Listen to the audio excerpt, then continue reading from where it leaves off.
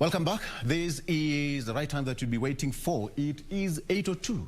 When that time clocks, it's now time for PP, People and Politics, where we discuss matters touching you, affect you as a citizen. And of course, we have got an array of issues that we are going to discuss today. Before we went on a break, we talked with our reporter, Simon Achola, who is in Bonchari constituency.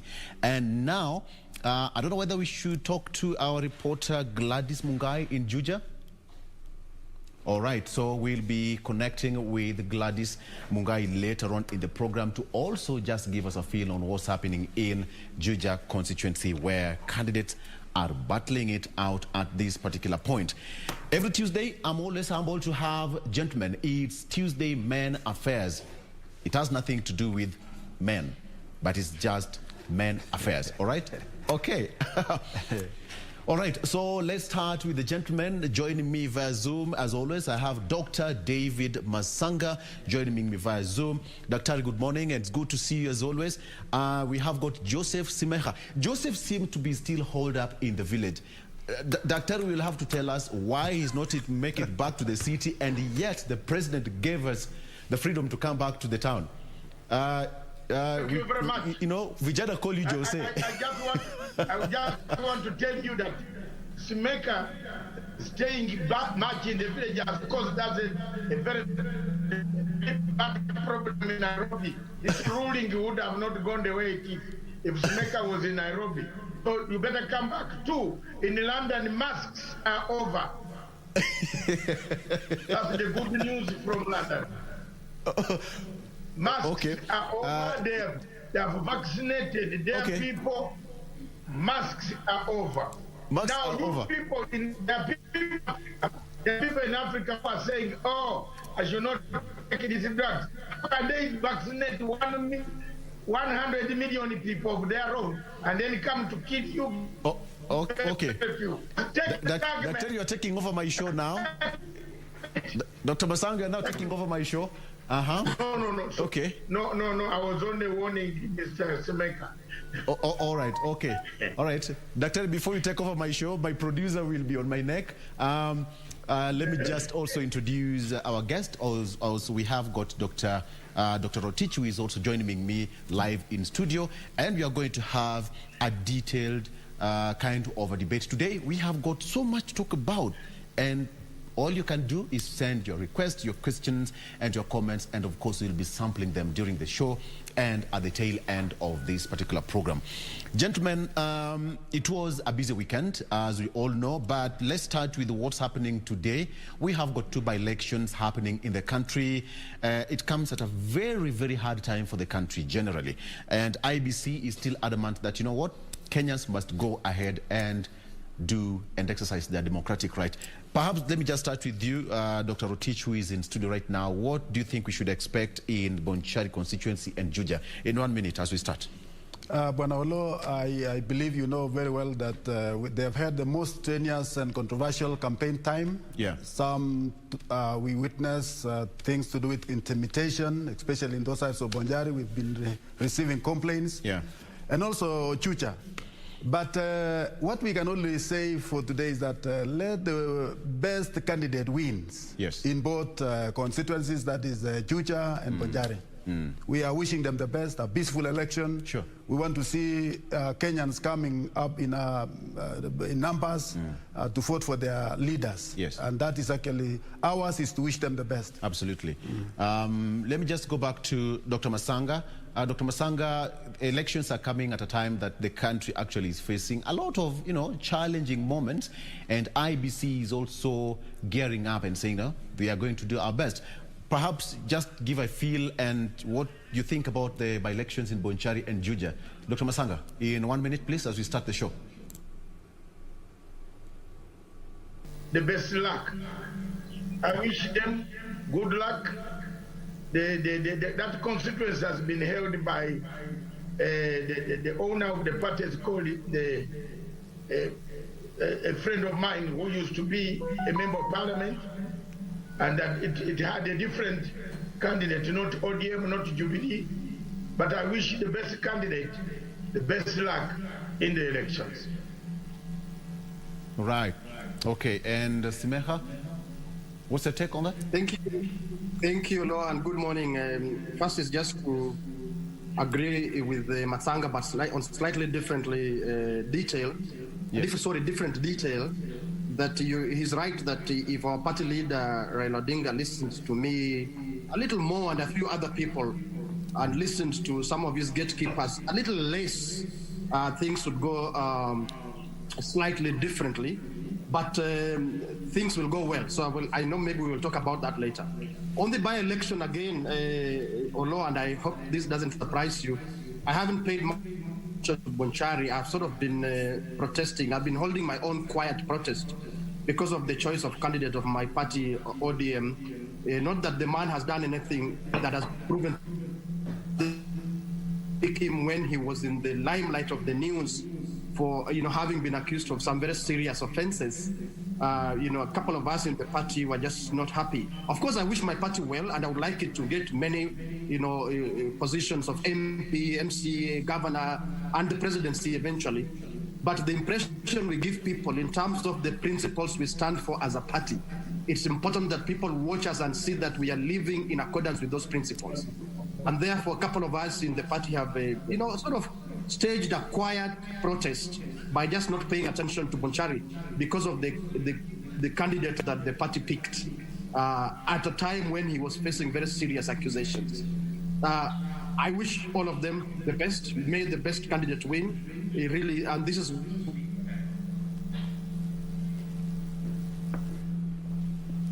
wishing this for All right. Okay. Simekha, we'll come back to you shortly. All right. Let's come back to studio and get straight into our discussion of the day. Let me start with you, Simekha, today. A lot happened over the weekend, and we expected so much also to happen in the coming days, starting yesterday.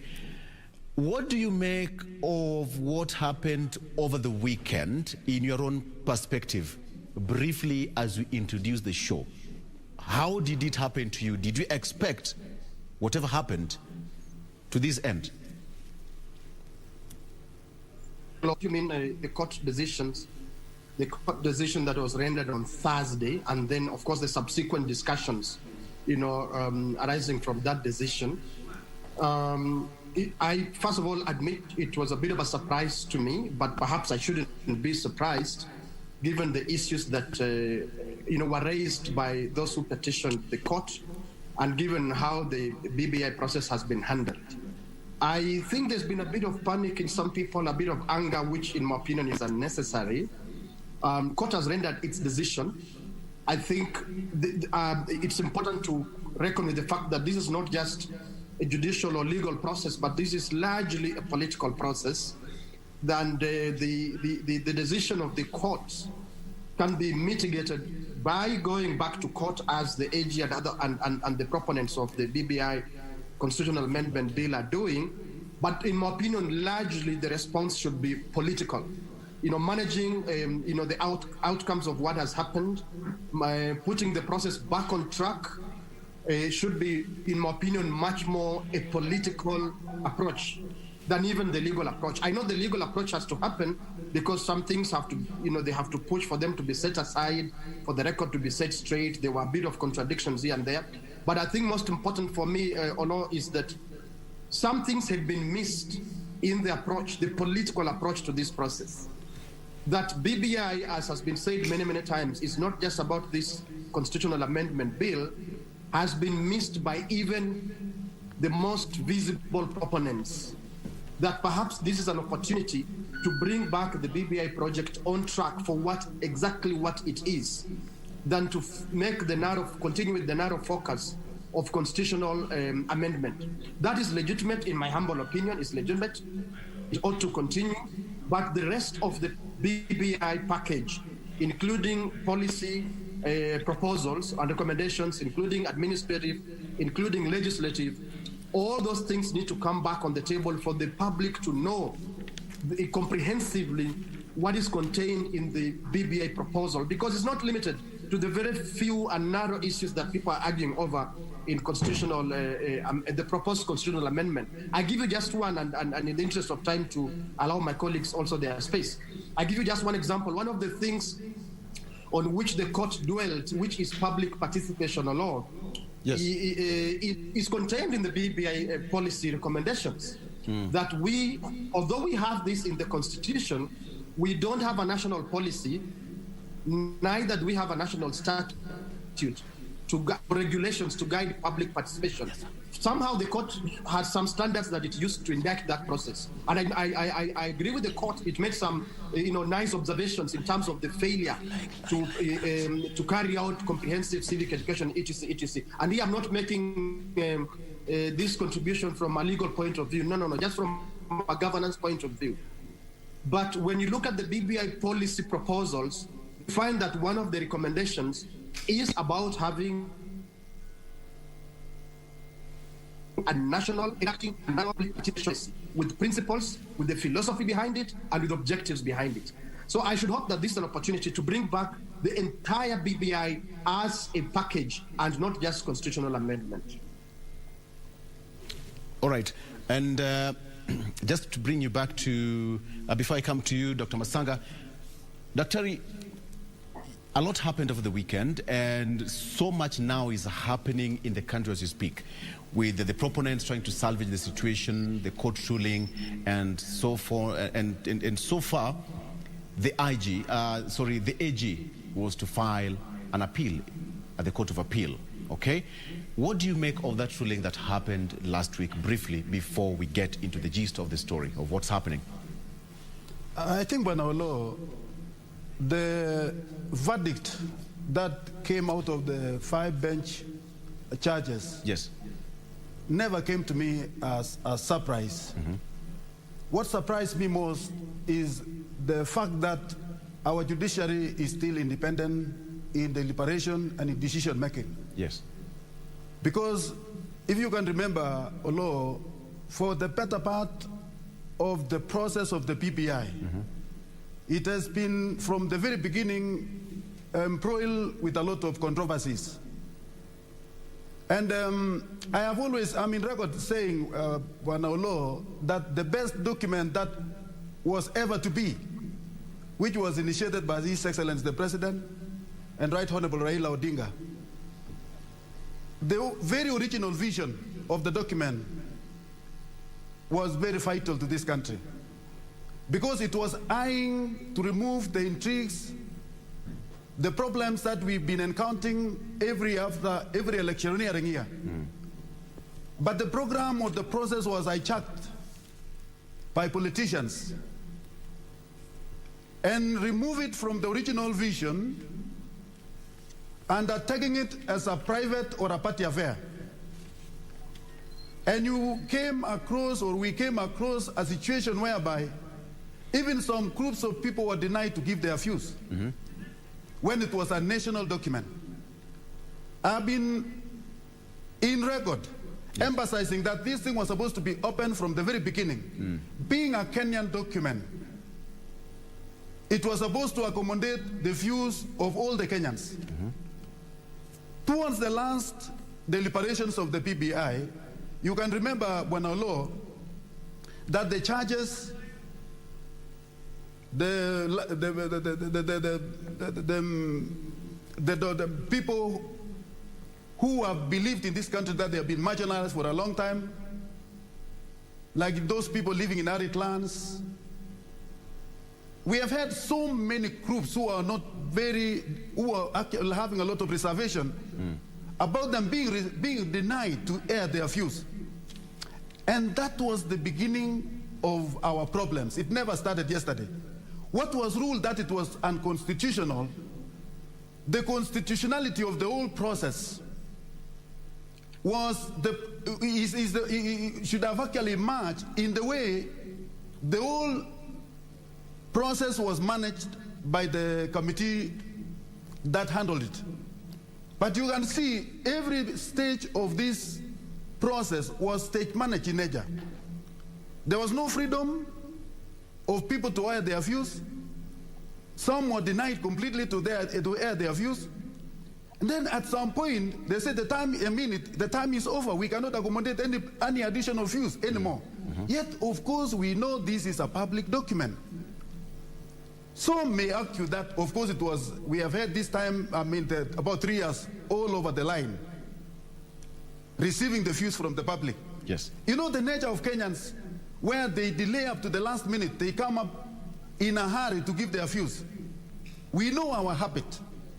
We were supposed to have been able to accommodate the views. So these discontenting voices are the ones who went to court. And that's exactly what the court said, that part of the ruling was that there was no public participation. But even that, when that was happening, Daktari, many people thought that the court was not going to rule the way it ruled last week. And therefore now we are in this kind of a straitjacket between a rock and a hard place, okay?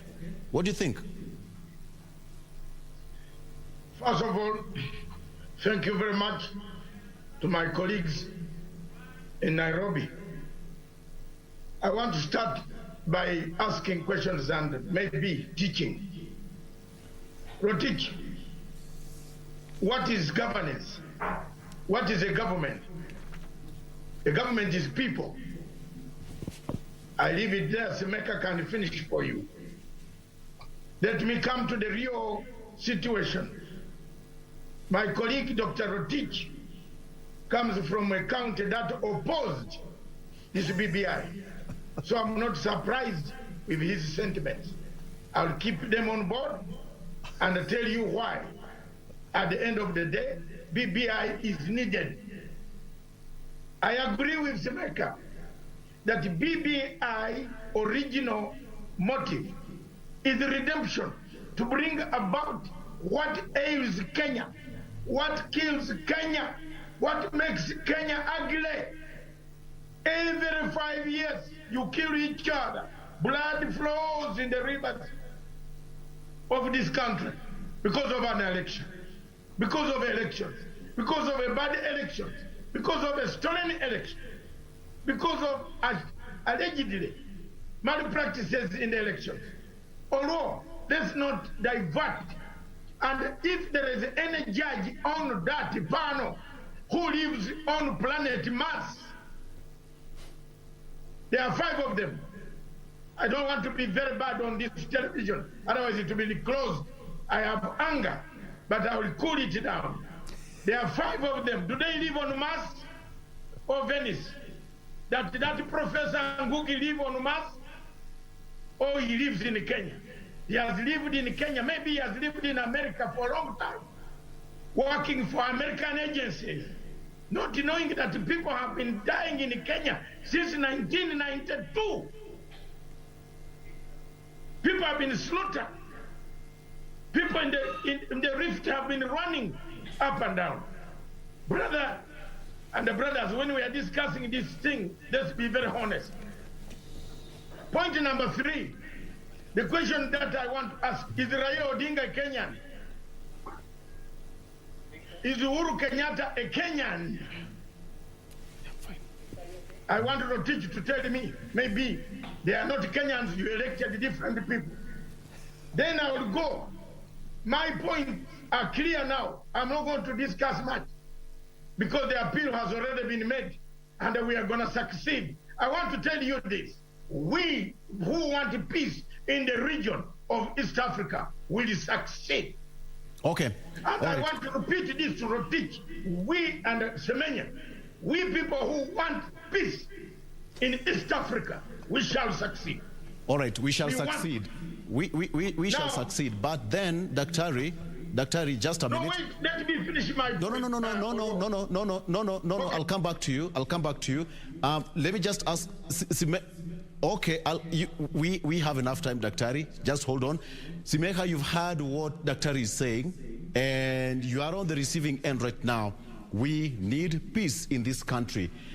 Simekha, what do you make of that, what is Dr. Matsanga is saying right now? Simekha.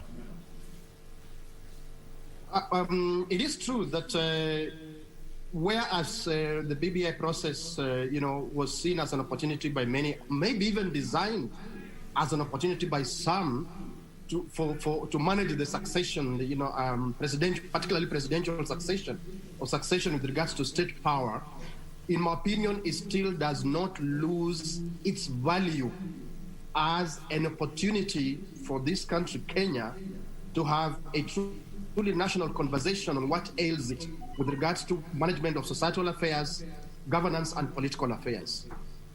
People may take as much offense as they want with it, but in my humble opinion, it still remains one of the available opportunities for us to have a national conversation. And the national conversation on the problems that bedevil the country is not limited to constitutional amendment. Constitutional amendment is part of it, because when you are creating a system, it's about policies, institutions, and processes, and those you have to anchor them in your law. When you are talking about managing society, you have to anchor whatever you agree in your social contract. So that's why I am one of the people who believe that it was and still remains necessary for us to amend our constitution in some areas in order to include some new agreements that we come up with as Kenyans. Yes. I do not even think, as some people are shouting, that the proponents of BBI are on the receiving end, as you put it, Oloo.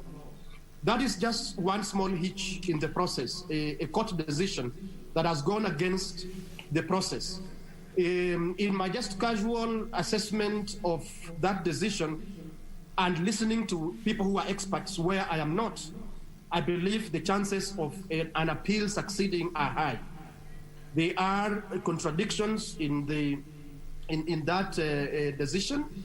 I'll give you one. I don't think that we want to do a legal analysis on your program, but I'll just give you one. For example, when those judges argue that it is the BBI steering committee that that initiated the popular initiative, it is patently false.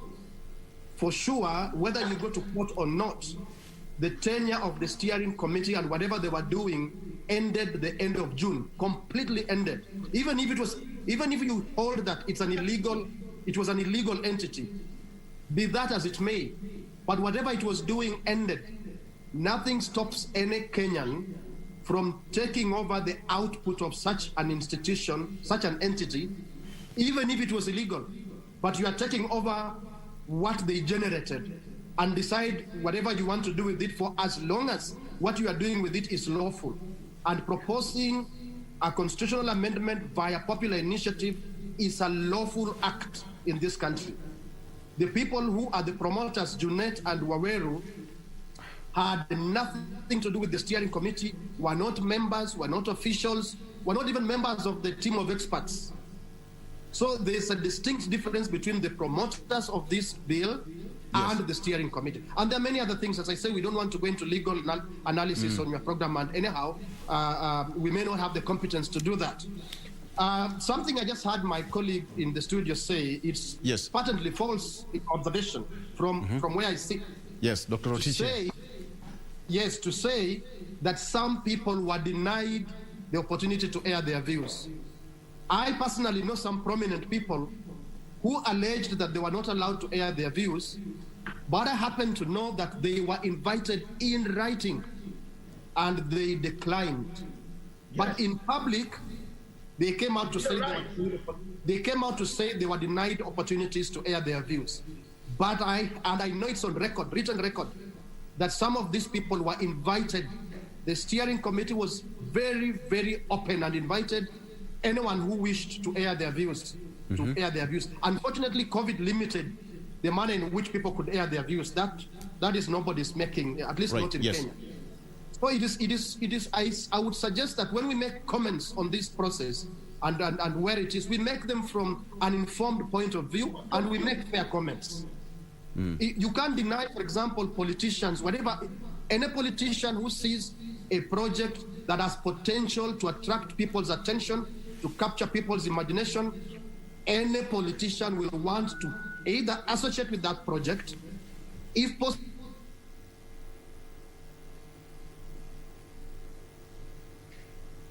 Okay. All right. We'll get back to Dr. Okay. All right, Simekha, we've lost you there for like a second or so. let's come back to Dr. Rotich. There is a situation here now that it's going back to the Court of Appeal. What do you think are some of the chances of it sailing through? I think, Oloo, in any civilized nation, we must always respect the main three organs of the government. We have the executive, we have the legislature, and we have the judiciary. Yes. And these organs have distinctive roles to play, which they are actually interdependent in nature.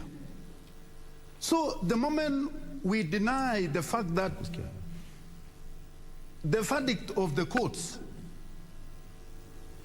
should be respected, it is the first thing that we have to take. In fact, I was so much impressed by Right Honorable Raila Odinga when he said that as much as we don't, we don't agree with the verdict, but we must respect the deliberation of the courts. So the first thing that we need to do is first to appreciate that the verdict that was deliberated by the courts was official.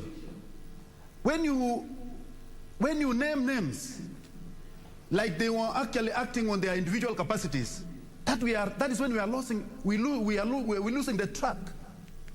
So in this case, the 21-point deliberations that was made by the 5 bench should be a tick list to us to go back to the drawing board, agree that there is somewhere that we lost. But what we can agree, all is not lost, but we must go to the drawing board again to see where we contravened the Constitution. Then we pick up from there. Another thing, Oloo, that we need to understand is the issue of succession and the issue of politics in the whole process of the constitution making or amendment. In this case, if we delete or delink politics in the whole scenario, we shall come up with an all-inclusive constitution that will be appreciated by all. It was in record, Oloo, even though these people don't want to agree sometime. When His Excellency, the Deputy President, actually came up with the idea that let us all contribute towards this document. Because when you talk about building bridges initiative, we cannot overemphasize of the problems that we do encounter after every electioneering year. That is what Kenyans appreciate. But when we are approaching the whole issue, are we inclusive in the whole process, in the whole management of the process of the Building Bridges initiative? Why are we lured to think that some people are more important than others when we are talking loudly that we are actually building up a bridge when we are breaking another bridge? Okay. So the issue is we must go back to the drawing board. We must agree and accept the court verdict. Let us use whatever the findings of the court where we lost. We use that as our tick list. Then we start the process afresh. And the judiciary that we are now expecting, I mean the Court of Appeal, I don't see a lot of hope that they will come up with a different thing. Why do you say so? When you read the verdict of the rulings of the 5 judges, to me, in a layman thinking, it was very exhaustive. And every point that they made, they supported with the constitutional evidence. That we did this, but this was not done. Yes, we did this was not done. So in the process of all this, instead of character assassinating the churches, instead of talking ill, instead of mentioning names, we should be thinking about ways of accommodating their views so that we can start up a process that is accommodative, that is all-inclusive, and we would expect the best out of it. But as that may be, you all know that if you're not satisfied with the court ruling that we have got any other process, that's why the proponents want to and that is why I'm saying, Oloo, and that is the main reason why I'm saying let us respect the verdicts of the law, because they are our arbitrators. Yes, Those who are now taking up the matter to the Court of Appeal, exactly, they are saying we want to have more interpretation of the law. Yes. Which is actually something I agree fully. All right. So whichever way it will go after the appeal court actually decide or make decision on that. Yes. We shall be abided by that. Thank you. Let me just bring in Dr. Matsanga here. Daktari, you've heard the two gentlemen speak, but let me ask you this particular question. We can end up with a referendum, even with a parliamentary initiative, as long as it affects the functions provided in Article 255 of the Constitution. But the question here is, can we have a parliamentary process that is going to help us to amend some of the provisions in the Constitution, in the BBI, without going for a referendum? First of all, I want to correct some mistakes. Go ahead. Made by Dr. Rotich on this show. Go ahead. And this debate, I agree with Simekha that when we debate, let's debate from an informed point of view. Good. And next week, I will bring documents showing invitation letters that were sent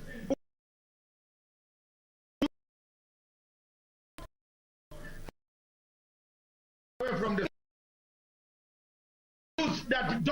a letter written to that boss to come and attend and give his views. He never came. Instead, he went to a political rally and started bashing Kenyatta. I am not going to take this. I am one of those people who has been crying for redemption because I created redemption in my country. The Luo community in my country were being butchered, killed by President Museveni. Simekha knows my record. I stood firm and we brought peace in northern Uganda. That's why I needed a redemption strategy. A bad Kenya creates bad things for Uganda. Two, in NMO, Dr. Rotich talks about a credible court. Let's look at the five-man bench. Sorry, a bench of 5 guys. 3 out of those guys, 3 judges, yes, are the judges that President Uhuru Kenyatta and the system of Kenya had question marks. They are among the 41 judges, and the 40 judges left, 1 died. They should have excused themselves from the panel because they went to rule with anger. Rotich, let's grow up. We don't rule these things with anger, please. The 3 judges are very clear. Professor Ngugi, Odunga, Chacha, they should not have been on that panel. And what will they do? I am also a mature man and educated in Africa. What did Professor Ngugi read, which I did not read in Britain, not in America? I read it. Let me tell him off. The 3 men should have quit the bench and allowed other judges to be there because they have questionable background and they had a problem with the president. Point number 3, look at the way I like Rotich when he says, let's respect everybody. I like the Prime Minister when he says, respect the judges. But did the judges respect Uhuru Kenyatta? Did the judges respect President Uhuru Kenyatta? Yes or no? They didn't. They called him like a boy who grazes cows down in Nsoya River or Earth River. Uhuru Kenyatta, 13 times. Another point that I see is very clear. Surely, how can a court, the same court on the same status, nullify the ruling of another judge? They were not appealed court. The IEBC is winning the case going back to appeal. The IEBC got a ruling that you are legally constituted. How can people who claim to have read the professor, that professor writing what? What professor? What did he write? How did he go back to nullify a ruling of another judge on the same level? How? Is this judge? Is this a court? Finally, let me tell you, my dear brother, and this is coming, and Rotich will support me on this. Our courts in Africa have been invaded, captured by external enemies. It is not only in Kenya, Victor Oloo, that courts are now being harassed. In Malawi, in Zimbabwe now as we speak, there is an appeal in court, the same like the one in Kenya, which wants to remove the Chief Justice. So there is some external pressure that has come on our courts. Are these courts serving human beings, aliens? Are they from the Venice? Are these judges, I want to ask this as I conclude on this, are these judges aware that there is always violence if electoral commission is not well constituted? Are they aware? Are they Kenyans? Okay, all right. Are they really Kenyans? All right. Justice does not work in a vacuum. Justice works with people's interest. What are the people's interest elements? We are not interfering with their courts. Independence, yes. They can have independence. And I let's take a break. Let's take a break. We'll be right back. Okay. Let's take a very short break. We'll be right back. We have got so much more to cover. Time flies. All right. Time flies. Okay. So when we come back, we'll be talking about some of the parliamentary provisions, whether that bill can go back to Parliament and they can have a non-contested referendum. Let's take a break. We'll be right back.